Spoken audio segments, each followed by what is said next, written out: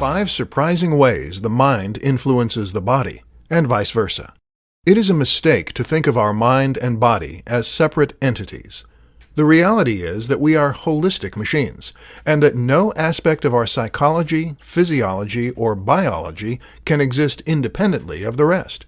Your mood is tied to your physiology, and your physiology is tied to your mood. This is part of what makes the mind so powerful. It controls not only our thoughts, but also our body. Here are some surprising examples. 1. Your mind can boost your immune system. If you are positive, jolly, and surrounded by people who love you, then you are actually more likely to overcome illnesses. It turns out that stress suppresses the immune system, whereas happiness hormones can reinforce it. 2. Stress changes your children. Stress changes your biology in many ways. It can even change the way that certain genes are expressed, and that means you can pass those changes on to your children. Surprisingly, if you are very stressed when you conceive, your children are actually less likely to be stressed in life. 3. You don't digest food properly.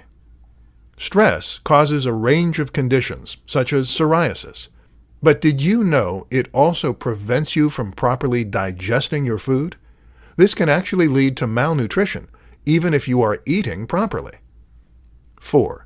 Your gut changes your mood. So your mood changes the way your gut behaves. But did you know that this relationship is a two-way street? You see, your gut contains nearly as many neurons as your brain, and the tiny bacteria that live there actually produce neurotransmitters that can affect your mood.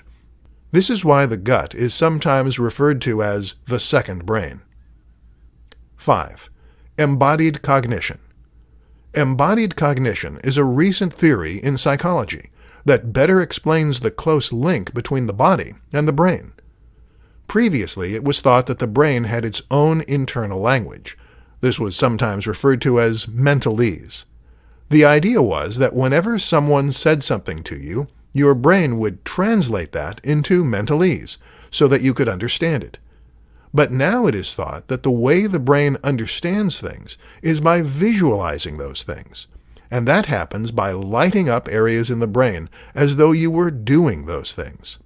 So if I told you about a walk I took through the woods, you might visualize yourself walking through the woods. Perhaps feel the wind on your neck and the leaves crunching underfoot. The brain doesn't work without the body, and vice versa.